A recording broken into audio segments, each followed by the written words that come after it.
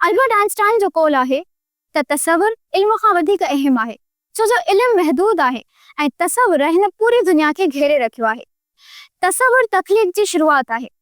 असां जेको कुछ चाहींदा आहियूं उन जो तसव्वुर कंदा आहियूं ऐं जंहिं शइ जो तसव्वुर कंदा आहियूं उनखे हक़ीक़त में तब्दील करण जो इरादो कंदा आहियूं। सो ईअं ई तसव्वुर खे ज़िंदा रखंदड़ हिकु पर्सनैलिटी असां सां कंदा आहिनि सर सरमद आफ्ताब लशारी जन, जेके हिकु सोशल साइंस एक्सपर्ट आहिनि ऐं हुन सां गॾोगॾु सर्जन जा ॿ बुक्स बि शाया थी चुका आहिनि, a commentary on social discourse and the glorious वून। सोचो त सर्जन जे जर्नी, नज़रियात ऐं ख़यालात मां खोड़ सारियूं ॻाल्हियूं सिखूं ऐं सर जे कामयाबियुनि जे पोयां कहाणी तलाश कयूं। First of all sir, thank U तव्हां असांखे पंहिंजो प्रीशियस टाइम ॾिनो। Thank you very much. Thank you for having me. Thank you Sindhi Thoughts platform. तव्हां आयो, तव्हां तकलीफ़ कई and I'm very honored. Most welcome sir. अच्छा सर, सभ खां पहिरियां असां इहो चाहींदासीं त तव्हां पंहिंजो तमामु ब्रीफ इंट्रो असांजे नाज़रीन सां शेयर कयो त तव्हांजो एजुकेशनल बैकग्राउंड छा आहे? मुंहिंजो नालो सरमद आफ्ताब लाशारी आहे ऐं मां बैचलर्स सोशल साइंसिस ज़ैबिस कराची में कई। मेजर मुंहिंजो इंटरनेशनल रिलेशन्स हुयो।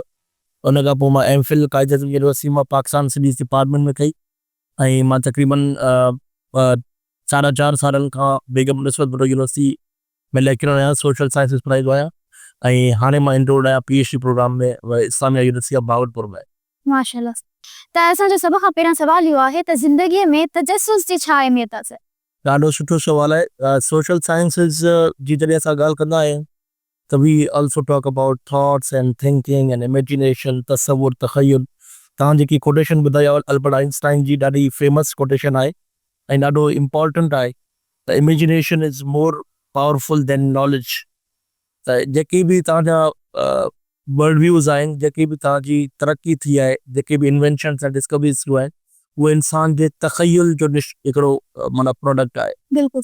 ऐं असां चाहींदा आहियूं त स्टूडेंट्स में क्यूरियोसिटी हुजे ऐं सोशल मीडिया जे करे ॿार अॼुकल्ह उहो अटेंशन स्पेन उन में कोन्हे को। बिल्कुलु। असां चाहियूं था त उहो क्यूरियस हुजे, क्यूरियस लाइक कैट जे मिली हूंदी आहे न, क्यूरियस हेॾे होॾे ॾिसंदी आहे, सोचींदी आहे, पुछंदी आहे ऐं एक्सप्लोर कंदी आहे। जी। एक्सप्लोरेशन जो प्रोसेस जॾहिं हलंदो त तव्हां खे सवाल डिस्टर्ब कंदा ऐं उन सवालनि खे तव्हां एड्रेस कंदो ऐं उन सवालनि जे नतीजे में तव्हांजा ब्रेक थ्रूस थींदा। क्रिएटिव प्रोसेस में असां चवंदा आहियूं त तव्हां क्यूरियोसिटी खे मरण न ॾियो ऐं इहो इम्पॉर्टेंट हिकिड़ो इंग्रीडियंट आहे लाइफ में अॻिते वधण जो।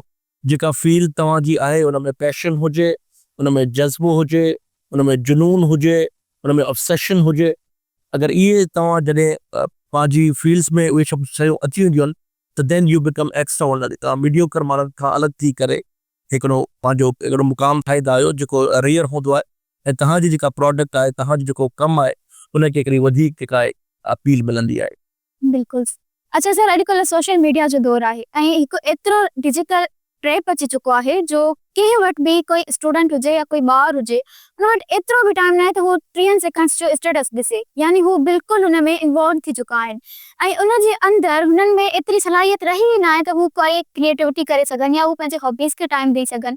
त तव्हां हिन जे बारे में छा चवंदो सर? त मां अक्सर पंहिंजे स्टूडेंट्स खे चवंदो आहियां त तव्हां पंहिंजी सेल फोन जी जेका स्क्रीन टाइम आहे उनखे घटि कयो, बिकॉज़ जिन्हनि सोशल मीडिया डिज़ाइन कयो आहे उन्हनि हिकिड़ो डोपामिन रिलीज़ जे तहत जेको आहे सॼो कमु कयो आहे। It is design to hack your mind.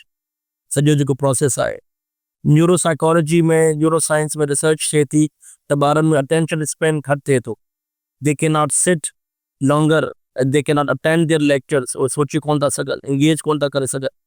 तंहिं करे मुंहिंजो ख़्यालु आहे त we have to go back to natural objects. तव्हां पंहिंजी आस पास जी शयुनि में वणनि खे ॾिसो, पखियुनि खे ॾिसो, नेचुरल ऑब्जेक्ट्स खे ॾिसो and U should go back and जेको असांजो इंसान जो जेको कॉन्शियसनेस, जेको असांजो सर्वाइवल रहियो आहे हज़ारनि सालनि ताईं, असां जंगलनि में रहिया आहियूं, असां ॻोठनि में रहिया आहियूं, असांजी हिकिड़ी एम्बियंस आहे। त हाणे जेको डिजिटल इंटरेक्शन आहे इहो नओं इंटरेक्शन आहे and we have to be very careful त डिजिटल वर्ल्ड सां इंगेज कीअं थियणो आहे ऐं असांखे we have to restrict our self.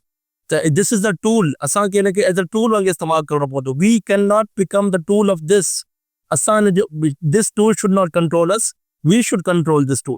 इहो तव्हां, मां स्टूडेंट्स खे चवंदो आहियां त 3-4 कलाक पंहिंजो स्क्रीन टाइम जेको आहे लिमिट कयो। अगरि तव्हांखे सीरियस कमु करिणो आहे, अगरि तव्हांखे ब्रेक थ्रू करिणो आहे ऐं उहो कमु तव्हां जेके वॾा वॾा एंटरप्रेन्योर्स आहिनि, जेके वॾा वॾा साइंटिस्ट आहिनि, जेके वॾा वॾा ब्रेक थ्रूस खे कंदा आहिनि फील्ड्स में, उन्हनि जो स्क्रीन टाइम तमामु घटि आहे। मां किथे पढ़ियो हुयो त इलॉन मस्क जो जेको स्क्रीन टाइम आहे 6.5 मिंट या 7 मिंट आहे, उन खां वधीक कोई सेल फोन इस्तेमालु न कंदो आहे। जेके बि वॾा माइंड्स आहिनि, they do not engage with the cell phone and social media.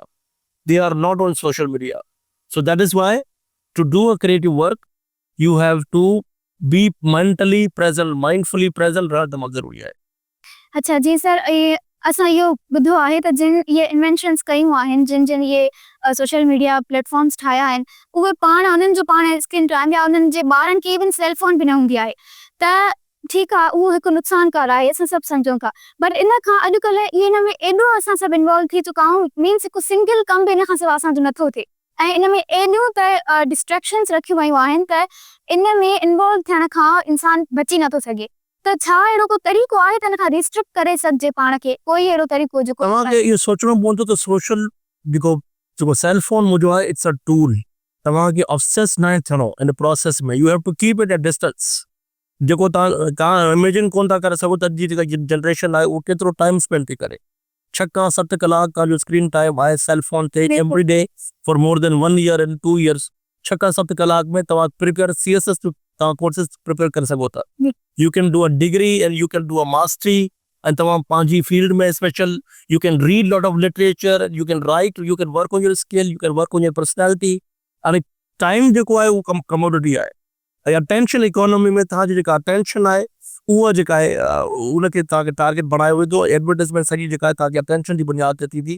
तंहिं करे you have to save your life, save your time, manage your time so that you can not be तव्हां हिन जो विक्टिम न थी वञो। ऐं तव्हांजो जेको टाइम आहे ज़रूरी आहे, ऐं तव्हां टाइम वेस्ट कंदो, तव्हां हुननि खे व्यूअरशिप ॾींदो, they will earn money from it, ऐं तव्हां पंहिंजो टाइम ज़ाया कंदो and they will get richer and richer.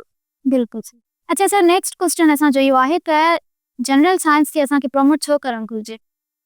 Pakistan is a struggling country. Pakistan जी इकोनॉमी स्ट्रगल करे थी पई, ऐं तव्हां ॾिसो था दुनिया में जेके बि इकोनॉमीज़ आहिनि, वॾी वॾी इकोनॉमीज़, उहे साइंटिफिक बुनियादनि ते तरक़ी कंदी आहे। तव्हांजी इकोनॉमी साइंस खां बग़ैर नथी हली सघे। तव्हांजो टूरिज़म, तव्हांजी ब्रांडिंग, तव्हांजी मार्केटिंग, तव्हांजो एजुकेशन सिस्टम सॼो, तव्हांजी जेका रिसर्च आहे उहो तॾहिं थींदी जॾहिं तव्हां पंहिंजे ॿारनि खे ॿुधाईंदव त साइंटिफिक डेटा जी बुनियाद ते फ़ैसिला थियणु घुरिजनि।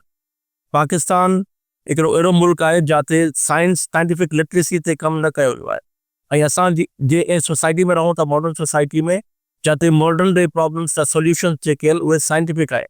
असांजा problems with the research and with the data, ऐं पाकिस्तान इकोनॉमी जेका आहे असांजी सर्वाइव नथी करे सघे जीअं असां इम्पेरिकल डेटा जी बुनियाद ते असां पंहिंजे सोशल प्रॉब्लम्स ऐं पॉलिटिकल प्रॉब्लम्स ऐं जेके बि असांजा साइंस जा प्रॉब्लम्स आहिनि, if we can not resolve it then we will not be able to succeed. That is why असांजे ॿारनि खे, असांजे टीचर्स खे, असांजे इनोवेटर्स खे, एंटरप्रेन्योर्स खे, मीडिया जे माण्हुनि खे we should promote scientific literacy. Europe में जेका तब्दीली आई, रेनेसांस जेको आयो, उन में साइंटिफिक जेको रैशनलिज़म जेको स्कूल ऑफ थॉट आहे उनजो वॾो रोल रहियो आहे, ऐं उनजी बुनियाद खां माण्हुनि जेको आहे प्रॉब्लम्स खे एड्रेस करणु शुरू कयो।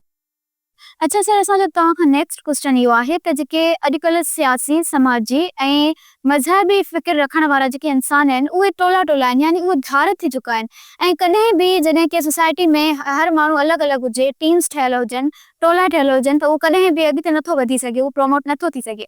त तव्हां इन जे लाइ छा चवंदव सर, त असां कीअं उन्हनि खे गॾु कयूं? इहो हिकिड़ो रेलेवेंट सुवालु आहे ऐं वॾो क्राइसिस आहे। पाकिस्तानी सोसाइटी बि हुनजो विक्टिम आहे त सोशल डिवीज़न तव्हांजी तमामु वधी वई आहे, बिल्कुलु, ऐं टॉलरेंस जेका आहे उहा ख़तमु थी वई आहे।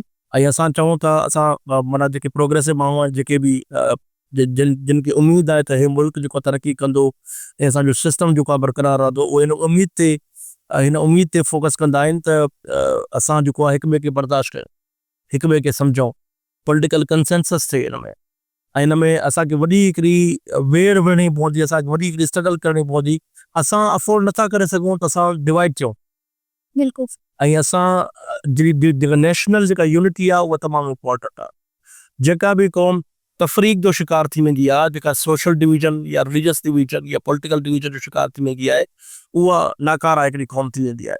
तंहिं करे असांजा जेके बि सियासी मसइला आहिनि, जेके बि रिलीजियस जेके बि डिवीज़न्स आहे या जेके बि नज़रियाती जेके मसइला आहिनि, सॼी क़ौम खे असांखे हिकु थियणो पवंदो, हिक ॿिए खे सम्झणो पवंदो, अदरवाइज़ तरक़ी जेका आहे उहा मुमकिन कान्हे का। बिल्कुलु सर, ईअं ई आहे त जॾहिं शयूं विखिरियल हूंदियूं आहिनि त उहो कॾहिं बि तामीर जो सबबु बि नथी थी सघे। बिल्कुलु इहो क्राइसिस आहे ऐं इन ते कमु करणु घुरिजे। इन ते असांजी यूनिवर्सिटीज़ जेके वॾो किरदारु अदा करे सघनि थियूं। असांजा जेके नर्सरीज़ आहिनि ऐं इन नर्सरीज़ में तव्हां ॿारनि खे ॿुधायो त क्रिटिकल थिंकिंग इम्पोर्टेंट आहे, डाइवर्सिटी इम्पोर्टेंट आहे, म्यूज़िकल आर्ट्स जो हिकिड़ो रोल आहे and we all should work together. ऐं हिन में असांजी सोसाइटी में रेडिकलाइज़ेशन, एक्सट्रीमिज़म ऐं इंटॉलरेंस तमामु वॾे पैमाने ते वधी वई आहे। हिकिड़ो ख़ौफ़ जो माहौल आहे ऐं माण्हू हाणे खुली करे खोड़ सारियूं शयूं लिखी बि कोन था सघनि, ॻाल्हाए बि कोन था सघनि। मीडिया जा माण्हू जेके आहिनि उहे परेशान आहिनि, राइटर्स एंड इंटेलेक्चुअल्स, लिटरेचर असांजो जेको आहे सॼो अहिड़ो थी वियो आहे, डिस्कोर्स अहिड़ो थी वियो आहे जंहिंमें माना हिकिड़ी खुली फ़ज़ा वारो फीलिंग कोन थी अचे ऐं जंहिंजे नतीजे में खोड़ सारा माण्हू पाकिस्तान छॾण ते मजबूर थी विया। बिल्कुलु सर, मीन्स कॉपरेशन खां वधीक कॉम्पिटिशन वधी वियो आहे। जी जी। अच्छा सर, रिसेंटली तव्हांजो हिकु बुक पब्लिश थियो आहे द ग्लोरियस वूंड, उन जे बारे में तव्हां असांखे इहो ॿुधायो त उहो कीअं सोसाइटी में कंट्रीब्यूट करे सघे थो। असां इन आइडिया ते कमु कयो आहे। मुंहिंजा स्टूडेंट्स बि आहिनि, शिफ़ा अबरो ऐं मारूही कलवड़, बेगम नज़ीर यूनिवर्सिटी जा 8th सेमेस्टर जा स्टूडेंट्स आहिनि ऐं असां इहो किताबु बेसिकली 10 पर्सनैलिटीज़ ते लिखियो आहे अच्छा, जंहिंजा 3 थीम्स आहिनि। हर पर्सनैलिटी जा 3 themes, narcissism, creativity and suffering. नरगिसियत हूंदी आहे माण्हुनि में ऐं अटेंशन माण्हुनि खे खपंदी आहे क्रिएटिव कमु करण लाइ। ऐं हिन में जेको आहे क्रिएटिव, हाईली क्रिएटिव माण्हू जेके हूंदा आहिनि, they pay the price of their creative thoughts. ऐं सफरिंग जेका आहे, तकलीफ़ जेका आहे, उन्हनि वॾी बर्दाश्त कई आहे, ट्रेजिडी जेका आहे वॾी बर्दाश्त कई आहे। त बेसिकली सॼो किताबु इहो आहे त जेको तव्हांजो पेन आहे, जेका तव्हांजी तकलीफ़ आहे, उनखे ट्रांसलेट कीअं कजे इन टू अ पोटेंशियल। ज़बरदस्त। तव्हांजी ज़िंदगी में खोड़ सारियूं तकलीफ़ूं ईंदियूं, खोड़ सारा प्रॉब्लम्स ईंदा ऐं हिकिड़ा कुझु माण्हू हूंदा आहिनि जेके प्रॉब्लम्स जे साम्हूं सरेंडर करे वेंदा आहिनि ऐं दे आर डिफीटिस्ट, नाकाम थी वेंदा आहिनि। पर कुझु माण्हू हूंदा आहिनि इन प्रॉब्लम्स खे एज़ अ फ्यूल इस्तेमालु करे दे ओवरकम दोज़ प्रॉब्लम्स ऐं हुनजी नई ब्रेक थ्रूज़ कंदा आहिनि। ऐं सॼो साइंटिफिक डिस्कोर्स रहियो आहे फ्रांस काफ्का ते, परवीन शाकिर ते, रॉबर्ट विलियम्स, माइकल जैक्सन, मुख़्तलिफ़ फील्ड्स जा माण्हू असां कलेक्ट कया आहिनि। आइडिया इहो आहे त क्रिएटिविटी खे जेको आहे प्रमोट कजे, मेंटल हेल्थ खे प्रमोट कजे ऐं इंसान जी जेका तकलीफ़ आहे, इंसान जो जेको दर्द आहे, हिन जे बारे में सदियनि ताईं लिखियो वियो आहे लिटरेचर में, हर माण्हू लिखियो आहे। पर हीअ जेको आहे फ्रेश हिकिड़ो पर्सपेक्टिव आहे जंहिंमें मां पंहिंजो इहो एक्सप्लेन कयो आहे त जॾहिं माण्हू जी जो इंटरनल क्राइसिस थिए थो पियो या अंदरि में को प्रॉब्लम, हिकिड़ो बहरान जी कैफ़ियत मां गुज़रे थो पियो माण्हू, त उहो क्रिएटिविटी और क्रिएटिव एक्सप्रेशन खे पंहिंजे पाण खे कीअं एक्सप्रेस करे थो, इन किताब में इहो आहे। ज़बरदस्त है, ज़बरदस्त। अच्छा sir, according to research of psychology, जेको हिन करंट दौर हली रहियो आहे या जेको अपकमिंग दौर आहे, जेको अचण वारो आहे, उन में वॾे में वॾो क्राइसिस जेको अचण वारो आहे उहो आहे मेंटल हेल्थ। इवन हाणे बि हिन दौर में बि इहो वॾो मसइलो रहे थो, मेंटल हेल्थ। त तव्हां हिन खे कीअं एक्सप्रेस कंदव सर? मेंटल हेल्थ जो सीरियस क्राइसिस आहे ऐं I interact with students all the time ऐं स्टूडेंट्स असां वटि अहिड़ो को स्पेस कोन्हे को जाते एक्सप्रेस करे सघूं पंहिंजूं फीलिंग्स बिल्कुलु सर। ऐं इमोशनल क्राइसिस असांजा खोड़ सारा सिवियर आहिनि। ऐं पाकिस्तान में मुंहिंजो त ख़्यालु इहो आहे त 70 खां 80% मेंटल हेल्थ इशूज़ माण्हुनि खे आहिनि। एग्जैक्टली। ट्रिमेंडस स्ट्रेस आहे, सुसाइडल टेंडेंसीज़ आहे, मेंटल हेल्थ मेंटल डिसऑर्डर्स आहिनि, माण्हुनि खे खोड़ सारा डिल्यूजन्स आहिनि, हेल्यूसिनेशंस आहिनि। त हिन ते डिस्कोर्स क्रिएट थियणु घुरिजे ऐं हिन ते ॻाल्हाइणु घुरिजे ऐं हिन ते जेको आहे असां जेको आहे वेही करे तफ़सीली हिकिड़ो गुफ़्तगू कयूं पंहिंजे ॿारनि सां, जेके ओल्ड एज जा माण्हू आहिनि उन्हनि सां ऐं उन्हनि खे अटेंशन ॾियूं। मुंहिंजो ख़्यालु आहे त मेंटल हेल्थ जेको आहे it is the absence of love and attention.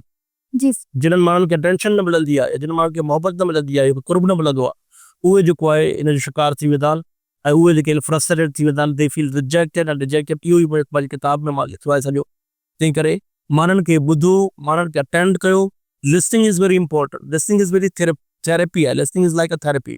त माण्हुनि खे अटेंड कयो, माण्हुनि जूं फीलिंग सम्झण जी कोशिशि कयो त जीअं माण्हू फील कनि त दे आर एक्नॉलेज, त उन्हनि खे ॿुधो वञे थो पियो so that they don't feel violated.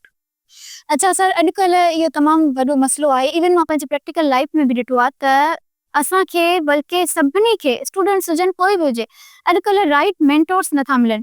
Traditional पढ़ाइण टीचर्स जेके हूंदा आहिनि ऐं मेंटोर्स में वॾो फ़र्क़ु आहे। सर, हिकु सुठो रहनुमा ज़िंदगीअ में हुजणु हिकु अलॻि ॻाल्हि आहे। त अॼुकल्ह कंहिंखे बि ज़िंदगीअ में सुठो रहनुमा नथो मिले, मेंटोर नथो मिले। त अगरि कंहिंखे न मिले मेंटोर त उहो छा करे, उहो कीअं पंहिंजे ज़िंदगी जो मिशन फाइंड करे? मुंहिंजो ख़्यालु आहे त टीचिंग, कन्वेंशनल टीचिंग त ठीकु आहे, टीचिंग इज़ तव्हांखे सिलेबस आहे, करिकुलम आहे, you have to do that. पर टीचर्स खे एम्पैथी हुजणु घुरिजे त स्टूडेंट्स जो क्राइसिस आहे कहिड़ो, स्टूडेंट्स कहिड़ी स्ट्रगल कनि था पिया, ऐं ॿियो स्टूडेंट्स जेको आहे हुन में लर्निंग जी हिकिड़ी तड़प हुजणु घुरिजे। We should be hungry for learning, she should be hungry for learning. ऐं मेंटर्स अगरि तव्हां में जज़्बो आहे ऐं तव्हां में पैशन आहे ऐं तव्हां कुझु करणु चाहियो था त पोइ अलाह सां ई रस्ता खुलींदो आहे, तव्हांखे माण्हू मिलंदा जेके तव्हांखे हेल्प कंदा, तव्हांखे एडवाइस कंदा। सही ऐं it's very difficult because in क़िस्म जी डिस्कशन त असां वटि थींदी न आहे ऐं इन क़िस्म जो असां वटि फैसिलिटेशन ऐं सपोर्ट असांखे अवेलेबल न आहे। पर ॻाल्हि इहा आहे त सॼी जेका अंदरि जी ॻाल्हि आहे, अगरि तव्हां कुझु करणु चाहियो था ऐं तव्हांखे जुनून आहे ऐं जज़्बो आहे ऐं तव्हां हुन ते सोचो था, if you give certain amount of time to that thought, हुन ते तव्हां इन्वेस्ट कयो था त पोइ तव्हांजे साम्हूं दरवाज़ा खुलंदा। मां त इहो चवंदा त तव्हांजे साम्हूं ग़ैब जा दरवाज़ा खुलंदा ऐं तव्हांखे इशारा मिलंदा, कुदरत जा इशारा मिलंदा, तव्हांखे आइडियाज़ मिलंदा ऐं पोइ तव्हांजी जेका अंदरि जी जेका बत्ती आहे उहा ॿरंदी आहे। सो यू मीट राइट पीपल और राइट सर्कमस्टेंसेस बि तव्हांखे सपोर्ट कंदा। God help those who help themselves. बिल्कुल बाक़ी टीचर्स जेके आहिनि कन्वेंशनल टीचिंग खां अलावा बि अगरि ॿारनि खे ॾिसनि था पिया, अगरि को ॿार स्ट्रगल करे थो पियो, अगरि को ॿार का शइ सिखणु चाहे थो पियो, जेका बि हुनजी हेल्प थी सघे त हुनजी हेल्प करणु घुरिजे। अल्हम्दुलिल्लाह सर, जेको बि ओवरऑल तव्हां सां इंटरेक्शन रहियो तमामु फ्रूटफुल रहियो ऐं इलाही सारियूं तव्हांजी जर्नी मां असांखे नयूं पॉइंट्स सिखण लाइ मिलियूं। सो सर, लास्ट में तव्हां असांजी ऑडियंस खे कहिड़ो मैसेज ॾियणु चाहियो? ऑडियंस खे मैसेज इहो ई आहे त don't give up. Giving up is not an option. You have to continue. तव्हांखे स्ट्रगल करणी आहे, तव्हांखे फैमिली खे फीड करिणो आहे, तव्हांजे अंदरि में जेको क्राइसिस आहे, जेका तव्हांजे अंदरि में जेका बाहि आहे लर्निंग वारी, कंटिन्यू दैट ऐं सिखो ऐं go and travel the world and meet the people and enjoy your life and be confident and chase your dreams. Sky is the limit. Keep learning and keep enjoying and enjoy your life. I am very thankful JK Sindhi thoughts जेको social media club आहे इहो ॾाढो इनकलाबी कमु आहे ऐं इहे जेके आहिनि असांजे जेके टीचर्स आहिनि, स्टूडेंट्स आहिनि, उन्हनि खे जेको आहे इनकॉर्पोरेट करे ऐं हिकिड़ो मैसेज पुॼाइनि था पिया, हिकिड़ो कमु कनि था पिया। प्रोग्रेसिव आइडियाज़, एजुकेशन, क्रिएटिविटी ऐं बिल्कुलु पॉज़िटिव आइडियाज़ हिन जी ज़रूरत आहे। I wish the team all the best and God bless you. Thank you so much sir. सो उम्मीद आहे त हीउ सेशन असां तव्हां सभिनि लाइ फ्रूटफुल साबित थियो हूंदो। तमामु घणियूं नयूं शयूं असां सिखियूं हूंदियूंसीं। वरी मिलंदासीं हिकु नए मेहरान जे मोती सां गॾु। अस्सलाम वालेकुम वरहमतुल्लाह।